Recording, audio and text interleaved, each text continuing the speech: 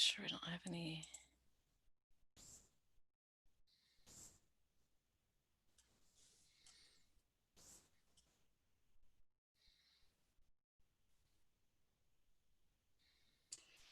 Okay, everything is live and being recorded now.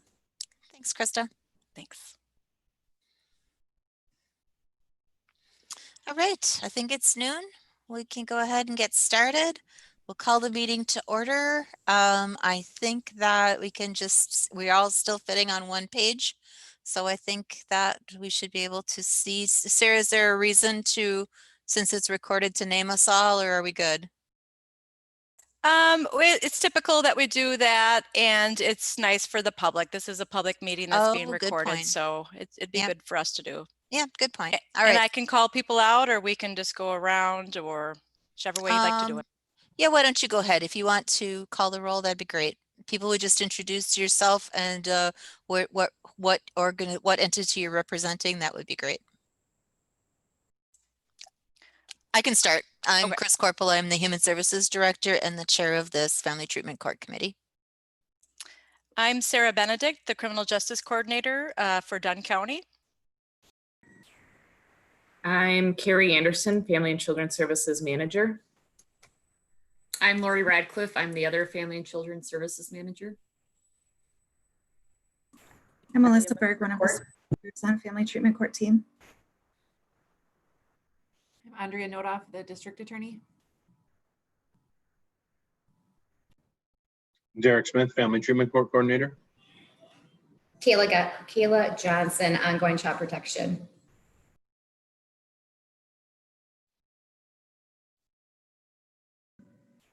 I'm Amanda Rybrand. I'm the new social worker at Dunn County Human Services. Janae Brittner, Dunn County Treatment Opportunity Program and Treatment Court Coordinator. Katie Falley, Clerk of Court. Lindsay Field, Integrated Treatment Specialist with the Treatment Courts.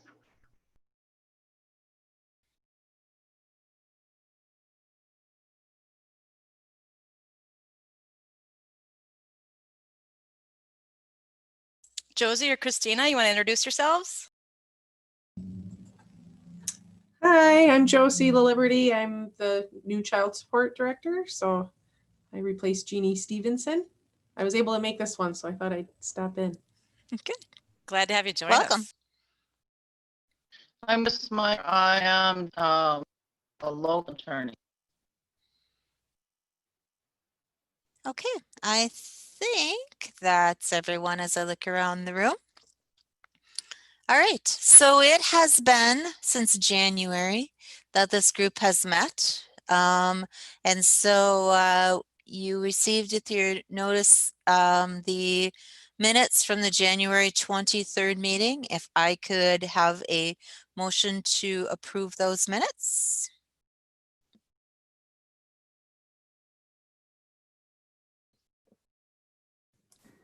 I approve. I'll make a motion to approve the minutes. Carrie, in a second. Lori, you want a second? Okay. Sure. Any discussion? Otherwise, all those in favor of approving the minutes from January 23rd signify by saying aye. Aye. Aye. All right. Opposed, same sign. I'm sure that they are fine. Public comment, we don't have any public, so staff report. Derek. All right, so just an announcement here that Family Treatment Court has been operational for a year now. So we're having our 1-year anniversary. And Sarah just sent an email this morning that there will be a press release for it as well. So when we get that finalized, that will be, Sarah, where will that be posted? So we're going to put a press release out to all of our press contacts. So that'd be kind of local newspapers, TV stations and whatnot. And then we'll also put some social media posts on the Dunn County Facebook page. We can also put on Human Services and some of our other partners like MPD or the Sheriff's Office. So you see it from multiple sources, I guess. It could be different kind of information, but we're really just trying to get the word out and get the attention and let people know all the good work that we're doing here. Okay. Next is I have a WATC presentation coming up on January 14th.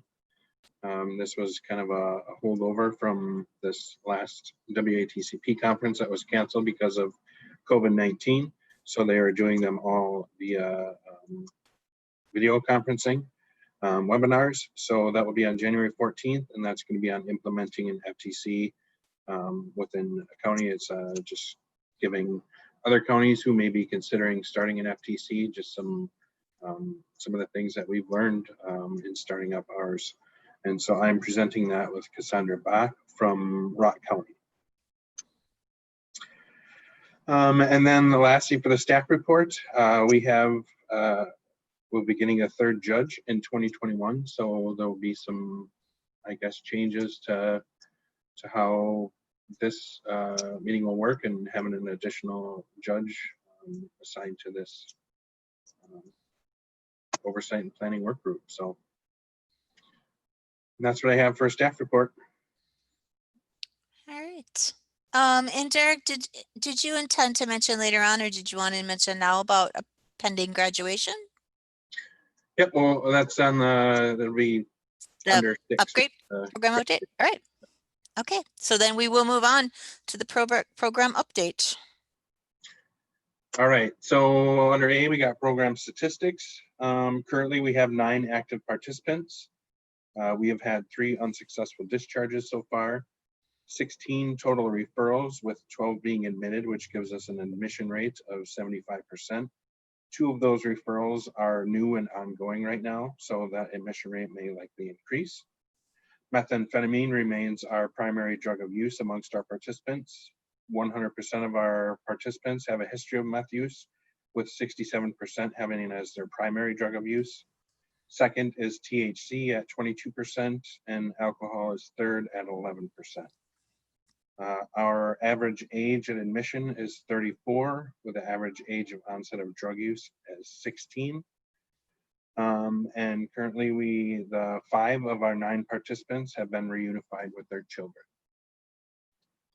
So currently we have 4 participants that have still are in out-of-home placement. So working on getting those kids back home to their parents. So, and that's the program stats. Okay, any questions about that? Comments?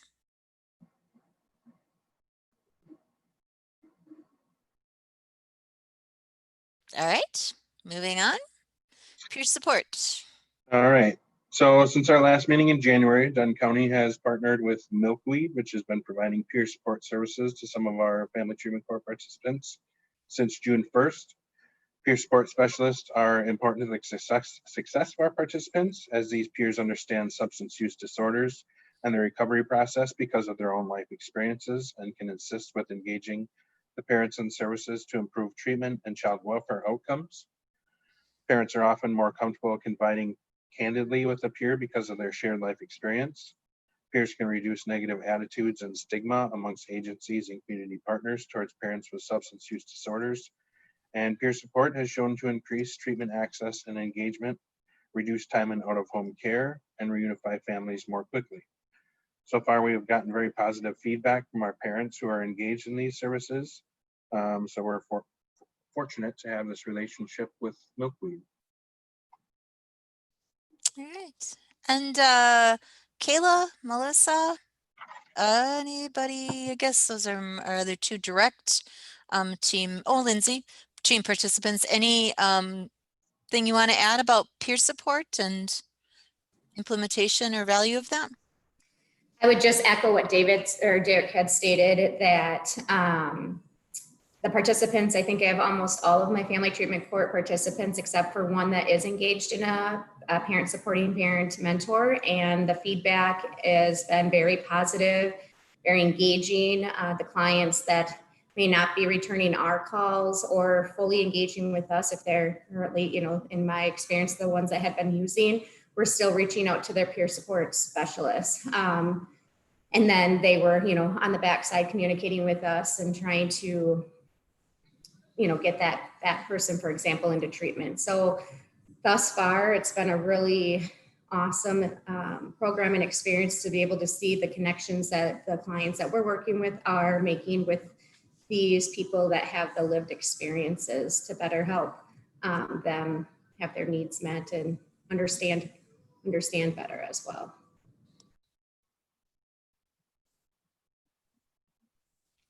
All right. Anything else? Otherwise, we will move along to, I shouldn't ask a question and then move along so quickly. But Derek, would you like to talk about the first program graduation? Sure. So next Wednesday, September 9th, we will be having our first Family Treatment Court program graduation ceremony. It is for our first 2 participants. So it's nice to see that they become the first to complete the program. I do not have the link yet. That has to be set up through judge's office. So when Carrie sets that up and I get a link, I can forward that on to this work group for anyone that would like to attend virtually via Zoom.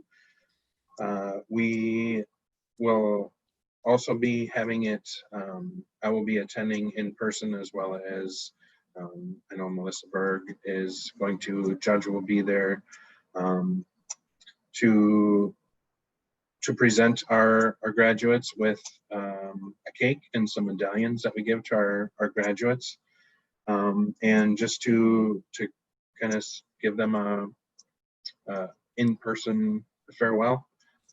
So that will be held in either branch 3, or I have reserved the large conference room at the Judicial Center as well. So if anyone would like to pop in there and socially distance a farewell to our graduates, you're more than welcome. But as I said, as soon as I get that link, I will pass that along to this work group for anyone that would like to pop in and wish our Derek, we're doing that Wednesday morning, right? September 8th, is that true? September 9th is the Wednesday, unless I okay, have whatever you've got there, September 9th. Yeah, Wednesday, September 9th at 8:30. Yeah, okay, thank you. Yes, so congratulations to this group and this team, and to launch a program a year ago in August, and to have taken some people through that program in the ensuing year, and to have them be successfully parenting their child and to be graduating from Family Treatment Court is no small accomplishment. Yes. And I would just add that, these 2 graduates are the mom and the dad. And for both parents to really get through the program successfully, I think is really fantastic. And really, they've stepped up to the challenge and they did really well. And we've learned a lot in this past year, and we've made some adjustments, but the participants have been fantastic in adjusting with us as well. All right. So since we have met in January, so there's really kind of 3 layers of work, well, 4 actually, 4 different pieces of this program at work. So you are all part of the Oversight and Planning work group, and we meet less frequently. There's also a kind of a little bit smaller group of this, of some of sort of the key pieces that need to keep moving forward with protocol and policy kinds of things that we then bring back here. And then that's kind of, and well, so then we start the next smaller group. We actually have then from within that group, they've named themselves the core team, which consists of Derek, Kayla, Melissa, Stephanie, from Arbor, Lindsay, and they meet on a weekly basis to really kind of drill into what's needed in order to keep communication and process moving forward for the families that are involved, or people that are involved. Additionally, then there's the treatment team, which meets for staffing on a weekly basis and for treatment court every other week. So there's a lot of moving pieces, but that kind of group that's a little bit smaller than this group. That's usually Sarah and I, the managers from the Department of Human Services, and then the core team have continued, and the judge have continued to work through some of the process related things. And so I believe Derek's going to update us on, is that you, Derek? Going to update us on program changes that have occurred since January. Yep. All right. So first is just, I guess, another update on COVID. I sent out, we were scheduled to meet, I believe, back in May, and that meeting was canceled for this group. I did send out a letter updating with COVID, so not much has changed, but just kind of giving an update on that. And that since, because of COVID, all of our hearings for Family Treatment Court have been held via Zoom since March. All meetings with the participant. I have done a combination of both Zoom and telephone calls over this time, and the longer this goes on, the more we realize this is kind of our new normal. And so we've decided that all meetings with me will be held via Zoom. No more phone calls, just so we do get that face-to-face contact with our participants. All of our staffings have been held via Zoom. Some other things that kind of we put on the back burner during the initial stages of COVID was the blue slip requirements. And for those that don't know what blue slips are, they are weekly requirements for our participants to attend either self-help meetings, AA, NA, CMA, things like that. They can attend other kinds of self-help meetings, whether it be for, you know, anger, depression, trauma, things like that. And then because this is Family Treatment Court, we also open some of those blue slip requirement opportunities to family-centered things, such as you know, if they have out-of-home placement, going to their scheduled visitations with their children, taking their kids to do family-focused activities, going to the movies, going to the park, just focusing on healthy family activities. Because of the meeting requirements of those, and those not happening because of COVID, those requirements were softened a little bit during COVID. But again, now that we see this is kind of our new normal, and the importance of those, as well as virtual meetings are very readily available now since the start of COVID. And some of the in-person meetings are now happening as well. We have reinstated those blue slip requirements for our participants. Some other changes that we're making because of COVID was the delivery of incentives. So when we were meeting in person in court, the incentives were being given to the participants there in court. Since we moved to virtual, I was mailing out those incentives to participants. And recently, I have started to deliver those incentives to our participants through our drug testing partner, Drug Test Midwest. Because our participants are going there 2 to 3 times a week, they are getting those incentives quicker. I, and as well as a few of my colleagues here, attended a contingency management webinar recently, and they just really stressed the importance of the participants getting those incentives as soon as the positive thing that they've done, getting the incentive for that as soon as as close to the action happening as possible. So that's why I decided to deliver some of those incentives through Drug Test Midwest, because it gets them their rewards quicker than what our postal service is.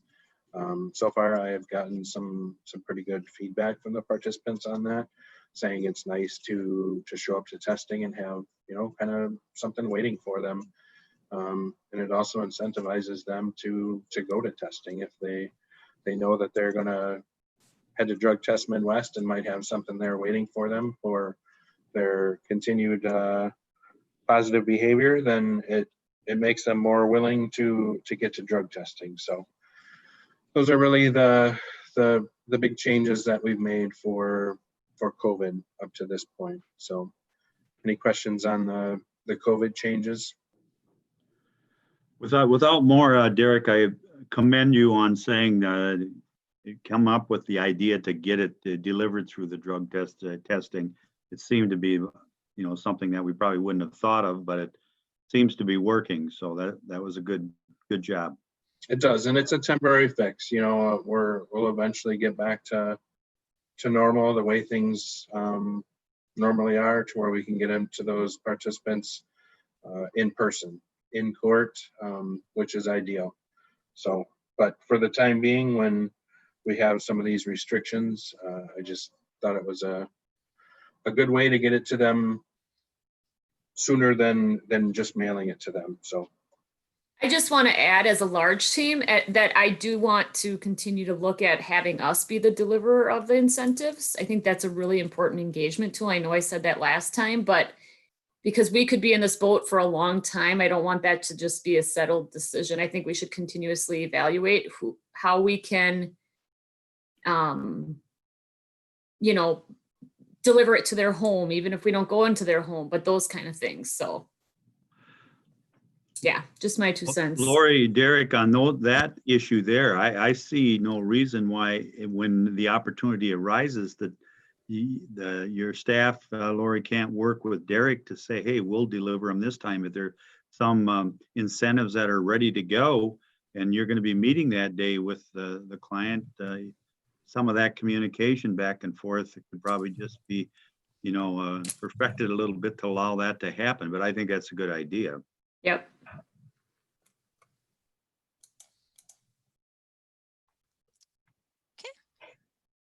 Drug testing policy.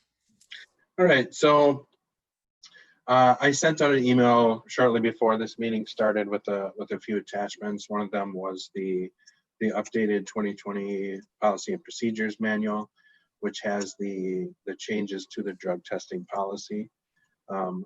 So we just really wanted to make it clear to our participants to know what is expected of them for their drug testing, and what is considered a missed test, what is considered a positive test. And so we came to the agreement that a test would be considered missed, which would then reset the participant sober days if they failed to make the testing window, which on weekdays is 7:30 a.m. to 10 a.m. And on weekends is 10 a.m. to 11 a.m. If they miss that window, they would be considered having a late test, which would make them not meet requirements for the weekend corp. But if they fail to make up the test by 4 p.m. on that day of testing, then it would be considered a late test, which would result in the loss of sober days. So they can miss the testing window, but as long as they make it up by 4 p.m. that day, they will not lose their sober days. But again, because they missed that testing window, and that testing window is there as a best practice, that from the time that they are notified in the morning to the time they have to test, it gives them a minimal amount of time to find a way to tamper with that test, be it a fake urine or a screening agent or whatever the case may be. So that is the purpose of that morning window. And then if they are unable to make up a test for reasons that are outside of their control, be it that our drug testing partners are not available until 4 p.m. that day, then they are required to make arrangements with myself or the drug testing agency or the social worker or really any team member to make up a test as soon as possible in order to continue accruing sober days. Another part that we put in there was kind of a, I guess, a disclaimer for them, and that family treatment court policies regarding a missed test may differ from their CHIPS dispositional order, and that a missed or tampered test will be documented as a positive test within the CHIPS case. For family treatment court, we would not, I guess, classify it as a positive test, just that it was a missed test, which would result in the loss of super days. So, like I said, I sent out the updated policy and procedures manual for everyone to look over, and we'll be happy to answer any questions anyone may have. You're welcome to call or email me if you have any questions about the changes that were made in the 2020 update for the policy and procedures.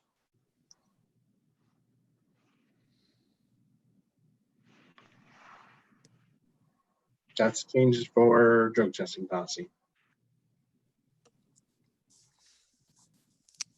All right, any comments?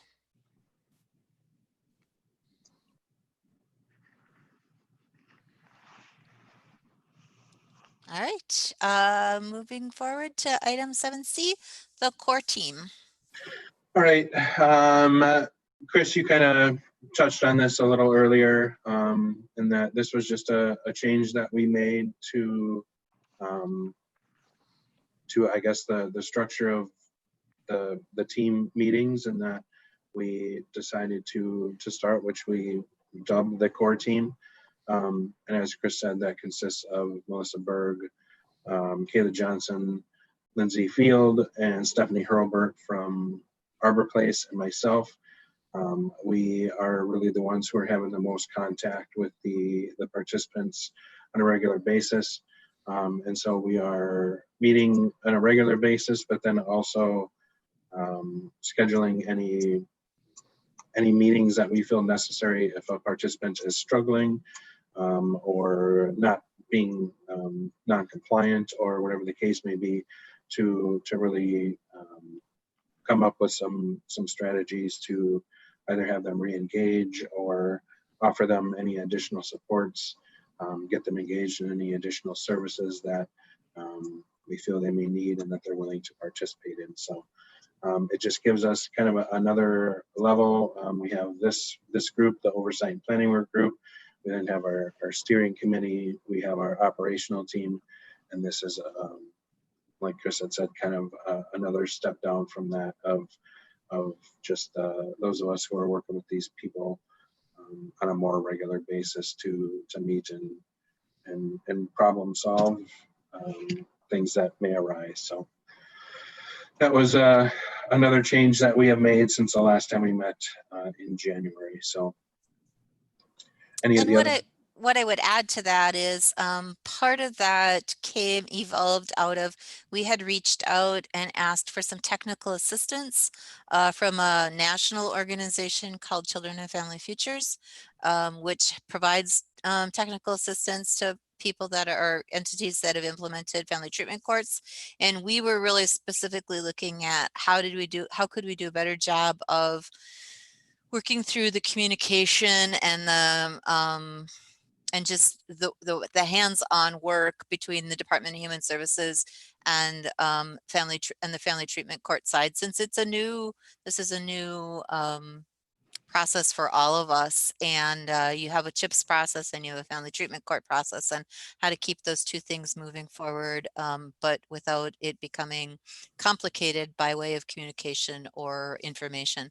And so Family and Children Futures, or Children and Family Futures, kind of helped us to work through, and then we did a half-day planning or process kind of meeting, and out of that came the birth of this core team, which has been meeting for at least a couple of months, maybe going on 3 months. Yeah, I don't know the exact date that we started. It was kind of happening before, but we just, I think, gave a name to it and made it a more regular process. But just because, like I said, it was happening before, and we saw that, you know, it was kind of a need, because again, we are the ones who are talking to these folks and seeing these folks on a more regular basis. And so being able to collaborate with one another and make sure everyone's on the same page. So, but yeah, it's since our meeting with CFF was, I think, was the time that we really gave it a name and made it a more regular occurrence. So. All right. Okay, moving along. We had talked about this. We've talked about this a couple of different times in the past, realizing that in the infancy of our program, we weren't really in a position of being able to accept referrals from outside sources to the family treatment court process, but we wanted to bring it back since we're now a year into this. An interesting dynamic has developed, and Sarah and I actually had a meeting earlier this morning, and I was able to take a look at the data around this. So in January, so what we know is that our Child Protective Services referral numbers have decreased somewhat significantly since the onset of COVID.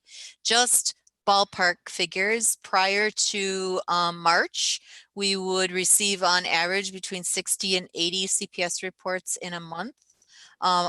Those weren't always all screened in or investigated, but that would be the number of referrals that we'd receive. In some of the early months of COVID, probably April and May, we were down to about 40 or less referrals, 40-ish referrals. So about half of what we were receiving. That's ticked back up a little bit, but it's still not back up to the close to those higher numbers that we were at the early part of the year. Interestingly, we looked at, Sarah and I had a chance this morning, when I looked at it, January and February were the 2 months that I took a look at. We had, so we hand track within our organization the number of, or the referrals that have a drug-related concern. We track whether it's opioids, THC, meth, or alcohol or other drugs. And in January and February, we had roughly 11 and 12 of the 80-ish referrals that we received, which had a drug-related component. In July and so far in August, August is done. July and August of this year, we had 2 in July and 1 in August.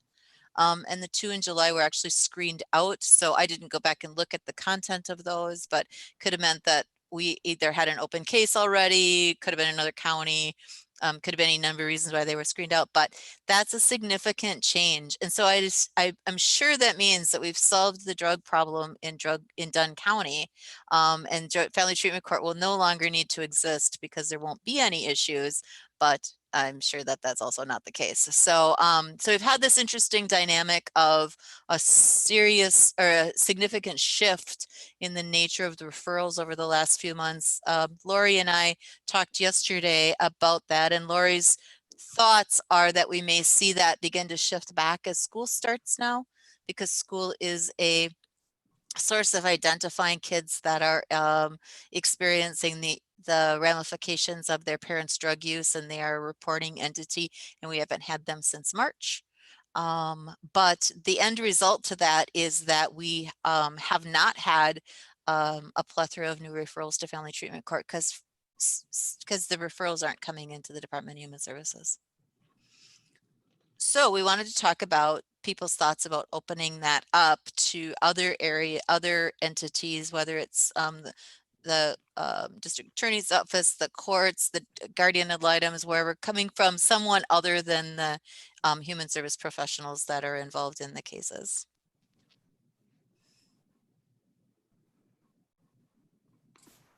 So one main question I would have with opening that up is, currently as those policies and procedures are written, the CHIPS order is a requirement in order to be in that program. And would that require rewriting that entire thing? What does that really look like? Like what would the criteria be to be in the program, I guess, would be a significant question I would have as part of the team. Well, here's the question, just looking at that, your family treatment court is generally follows along a little bit those high risk, high need families relating to their addiction, I would think. And the kind of what was funneling those types of folks to the family treatment court was coming through mostly your CHIPS proceedings. Now, it's possible, I suppose, we could get a family identified through a delinquency as well. I'm not sure, but generally, but that being said, I still think this is the best vehicle, and it's a little early yet, especially where we got the pandemic over the top. I think, I don't know if we can say with clarity that, this isn't a good model for now until we probably go a little further. And I don't know, Melissa, Kayla, are you referring all those types of folks that should be directed this direction?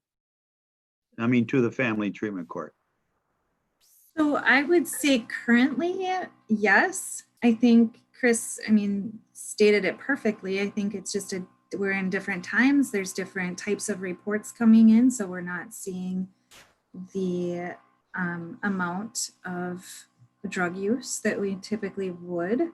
Kayla and I continue to advocate, talk to other social workers on the unit, really wanting people to send those referrals. And for the most part, I do think that is happening when they come through, and it is, we see it as a service that could help them. I think ultimately we go back to it's a voluntary program as well, so that plays a role in that. So we've had people that we want to participate, but unfortunately for whatever reason they choose not to. So, well, it seems to me the message is for these folks, even from the departments, was if you want to reconnect, and most parents say, I want my kids back when they're taken, removed.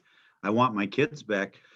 And somehow maybe we have to do an effective job, and I'm sure you do that already, but at least even take it up a notch to say, hey, we got a vehicle here that will really, it almost, if you follow through and fully engage, you're almost assured of getting your kids back and getting your kids back safely. And I suppose it's how we articulate that to them, but I don't know. And actually, the way I look at treatment court, and maybe I'm wrong, but I look at treatment court as just a tool for human services to hopefully more effectively meet the needs of these folks that are coming into the system. We're not the controlling factor, but we're something that you can use from human services standpoint to hopefully, make your job in carrying out that responsibility a little bit more effective. Maybe I'm wrong, but I don't think so. I'm wondering if we're missing anyone that's currently has a CHIPS order that could benefit from the program that aren't already at least kind of that we outreach to them about the program and they've kind of turned it down. Are we missing any existing cases out there that they could really benefit from these enhanced services? Well, I got I a would say question. there are cases like that, but the biggest barrier is when people have employment, that they'll say, nope, I'm not willing to do it because I'm working. And so I would say the last maybe 3-4 people that we referred, the reasoning, well, because it is voluntary, so we can only sell it as well as, we can, but it's that they work or they work over the road. That was a couple of the dads I know. And so it's just not feasible for them. And so I think yeah, I think, we have to be aware of that. And I don't know, they have to be open to being open with their employer. And it's much bigger than just us asking people to engage. I think it's really about the things that they do have going for them and trying to respect that decision as well, as long as it's not forced upon them because we can't. So, well, that's an interesting question, Lori, because when you talk about them being able to, get the family back together, but also maintain employment, most employers, if you got somebody that's got some serious addiction issues, that if you can get him into a really good structured program that gives them a lot of support, that's a win-win for an employer. If the person's a somewhat a valued employee anyway, they're getting all this support to even help those folks in their employment situation also. I mean, it touches That more would than assume that their employer is not part of the problem, potentially, you know, or it's not, I mean, we can't look at that as like it's, you know, a lot of times their employment may be under the table, or it may be something that is a little sketchy. And so it's not your typical maybe Walmart where they're willing to engage with us to say, this is the situation, can they be excused? Part of the problem is sometimes the employer is part of the problem. could be. Yeah, and sometimes people, if they're not able to kind of problem solve or see how that conversation can go, it does seem like a barrier. So some of those are internal barriers people put up. But to Judge's point, a lot of times if we're able to get to the point to really sell the program to an employer, they're usually very receptive and appreciate a sober, reliable worker. But those are, those are challenges that people have. Even bringing that up to an employer can be something that is difficult, or they don't want to pursue in fear that they'll lose their job on top of losing their kids. Right. So the question is, Meyer. yeah, how do we tweak what we're doing then to get over some of those obstacles? Now, you know, I don't look at that as an obstacle to it. It's just an opportunity of, okay, how do we got to work around this? Because it's part of what we deal with. So how do we work with it? So.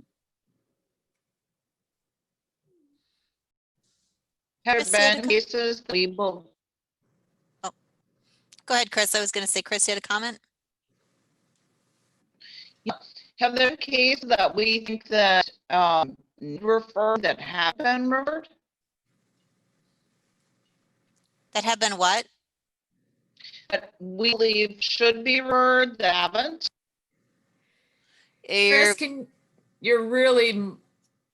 Sounds like you're underwater, Chris.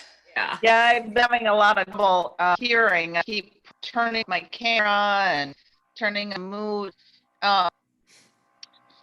So there have been cases we think should have been referred and have not. Are there cases that should have been referred, but we have not referred them? Is that the question? Yes.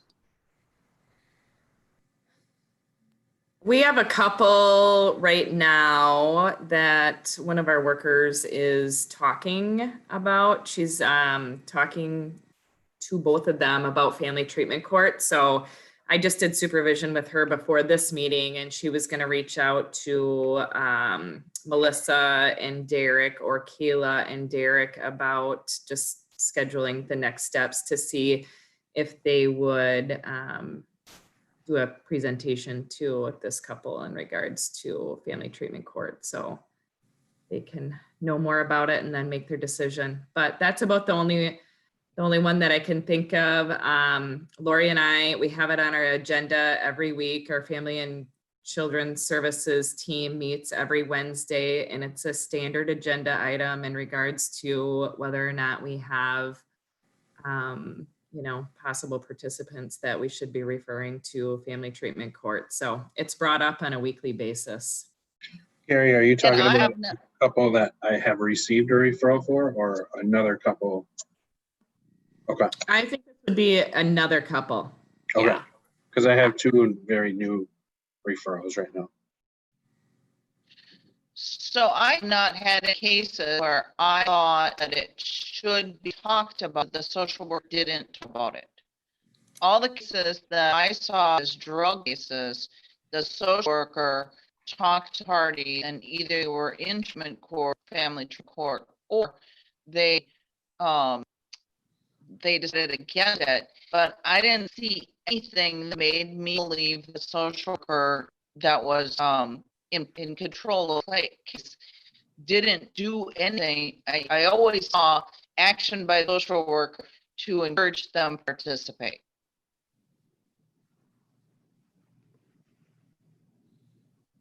And well, and I don't. One more thing, if we're, go ahead. If we're gonna have it referred by somebody else, then So I have referred a number of cases to Human Services, called in CPS report, and I think that way it has to go. As guardian ad litem involved in family case or some other case, I think it has to go into CPS for them to decide if they're necessary underlying CHIPS case. So you're still a little bit choppy, Chris. So you're just basically saying that the most natural avenue of referral is that the referrals come to CPS, and then if from there they're determined to be likely appropriate, that they get filtered through to family treatment court. Yes. What about Andrea? I see our DAs on. Just wondering on the prosecution side. So it sounds like with Christina, she's able to make the referrals through a CPS report. What about the defense side? You guys kind of see different things. Anything you can comment on, Andrea? I mean, I would agree with Chris in that I think the most logical referral is through Human Services, since there's a CHIPS matter, and I know that when Andrew works on the cases, he's working with the social worker, and I'm certain if he believes family treatment court is appropriate, that makes sense. As far as trying to have individuals in the criminal system, I'm not sure if that's what you're asking. Individuals in the criminal system who we know have kids and have drug addictions, I think it gets complicated and difficult since there isn't a CHIPS order, and maybe there should be, or even if there's not, then it's a voluntary program, and it creates a lot of other issues given the length of the program as well. And then if we do like a deferred to complete this voluntary program and then they don't complete it, it's really not voluntary in the fact that then they're being punished on the criminal side. So I think, I have a lot of faith that our social workers are doing what they can to sell the program, and hopefully in time, reputation speaks volumes and success programs speak volumes, that we'll get more participants that way. I've got a question for Kayla and Melissa. When we bring the CHIPS cases into court, and Andrew is, from the DA's office, we have somebody from Human Services that is appearing. When we look at the file, and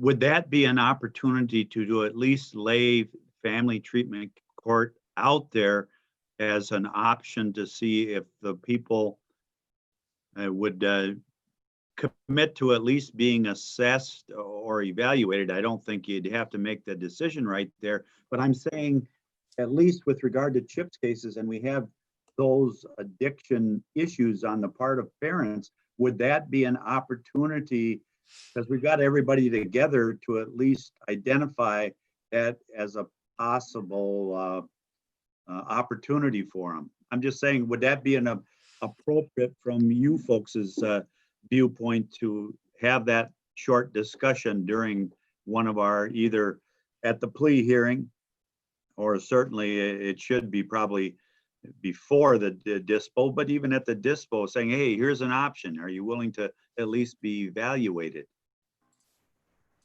I think we've had that conversation, and I would agree that there is benefit to the sooner we can offer that to families, the better.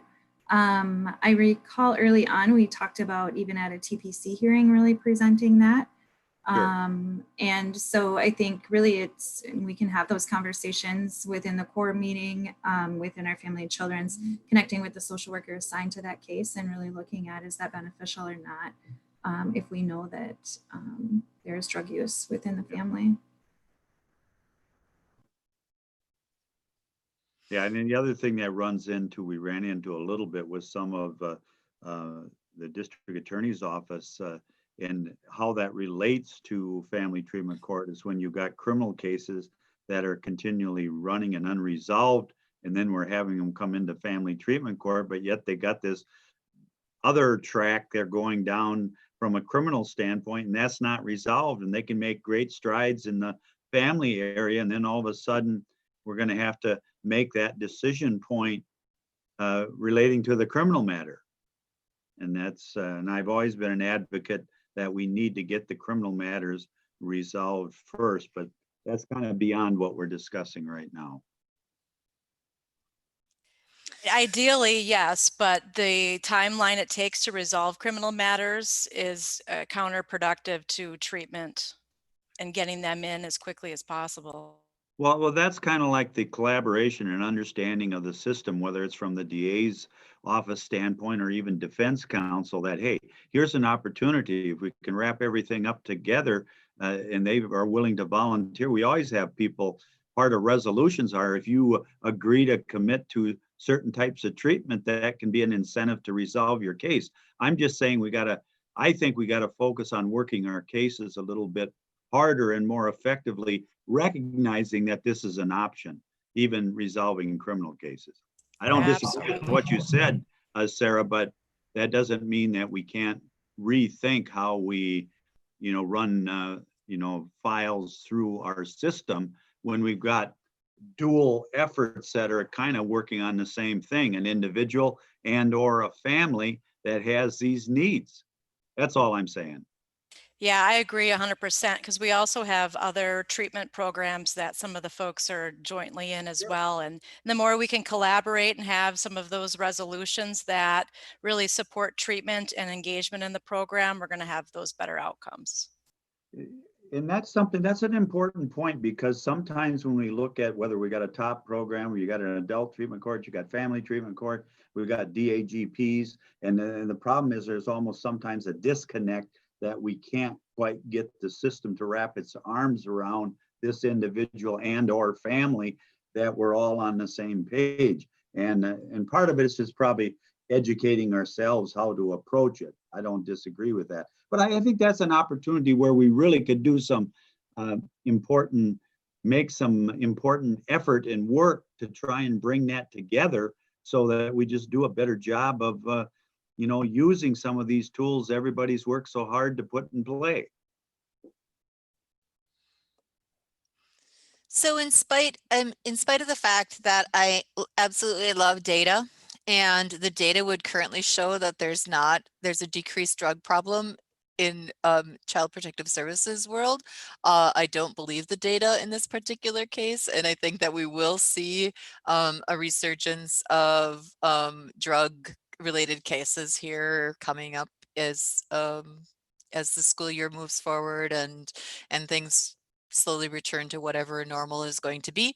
So, but it sounds like the conclusion of this conversation is that there is a shared consensus that the best avenue for referrals to family treatment court lies from the Child Protective Services unit, that all of the interested entities have the ability to provide kind of influence to that by having the conversations, whether it be at court, whether it be with a guardian ad litem or someone else that's connected to the case, and then getting a referral made to Derek and to move forward with an assessment. So it sounds like we're not going to change anything at this point in time.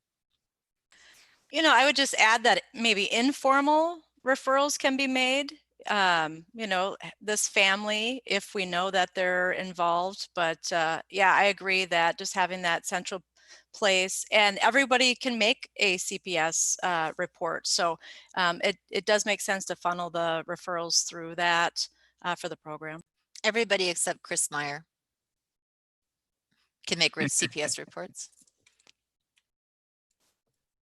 She's muted, so she can't even respond. All right, training reminders. Who's taking that? I just had to find my unmute button amongst my 4 pages I have up.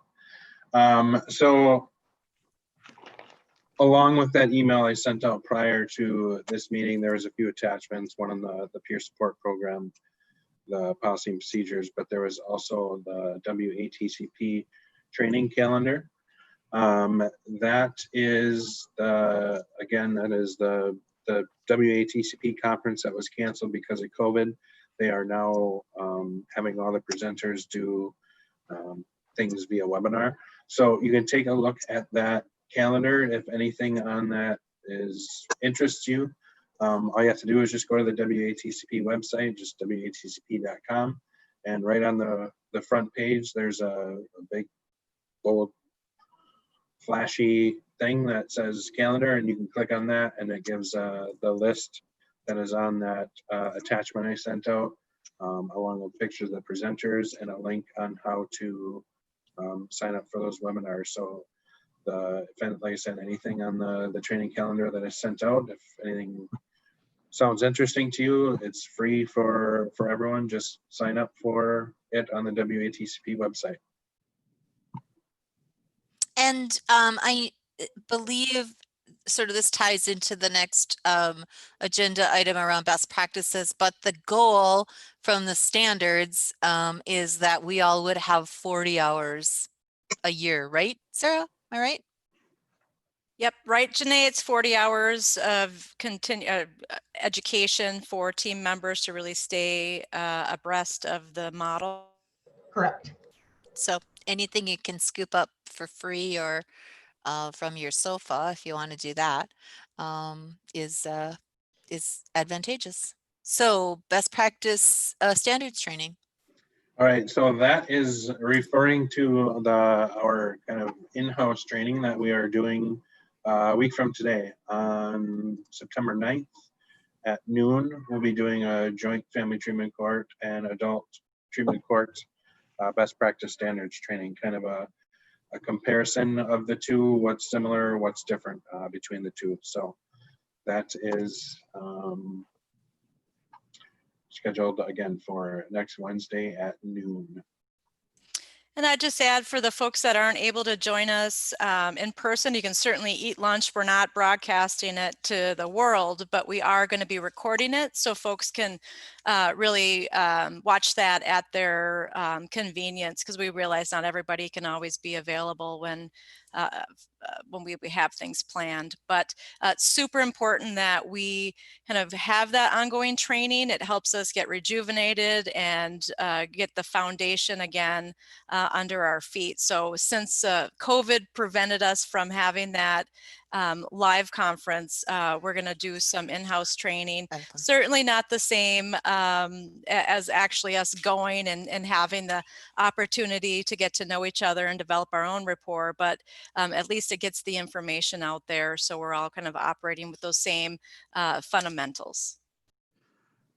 Well, and the other reality is our outcomes are really kind of driven by how well we're able to maintain the fidelity of what we're doing. So the closer we can get to that, we'll never be perfect, but the closer we can get, the better our outcomes are likely to be. Judge, you were going to say something? Was that just for an hour? Is that Yes. training for an hour, Yep. Sarah? Yep, Correct. we're going to pack it in, and we can set up additional trainings following that if Sure. needed, but we're going to start with 1 hour. Okay, thank you. And then Sarah, besides the calendar invitees, is there a way for other people to access that?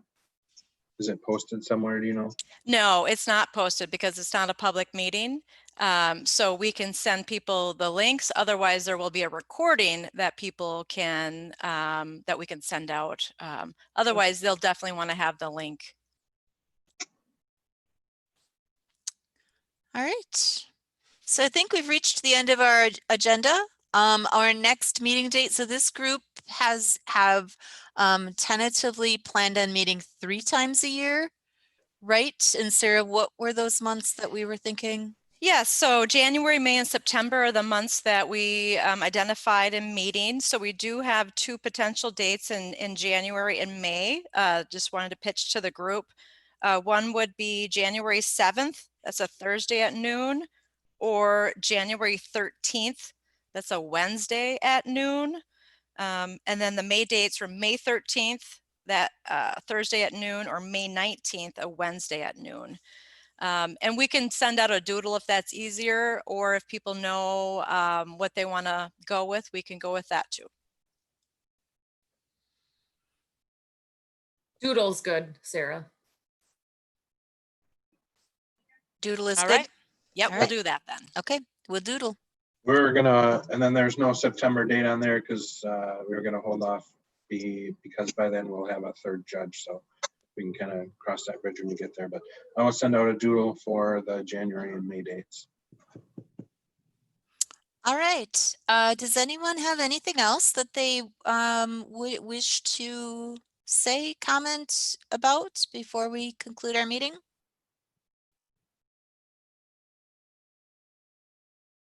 I would just add that, if you want to join us for the graduation, whether it's in person, be safe, or virtually, if you don't already have an invite, we can make sure that you have that, because this really is our first graduation, and we want to celebrate it the best we can under COVID precautions. Now, Derek, is for that graduation meeting, I assume the fellow participants are being invited in person, true? You're muted, Derek. Sorry, yes, they are. Okay, thank you. All right. So thank you all for your time and your continued commitment to this project. And we will, as a group, meet again then in January. And in the meantime, maybe next Wednesday for graduation. Or I think we're done. Thanks, everybody. Okay, bye-bye.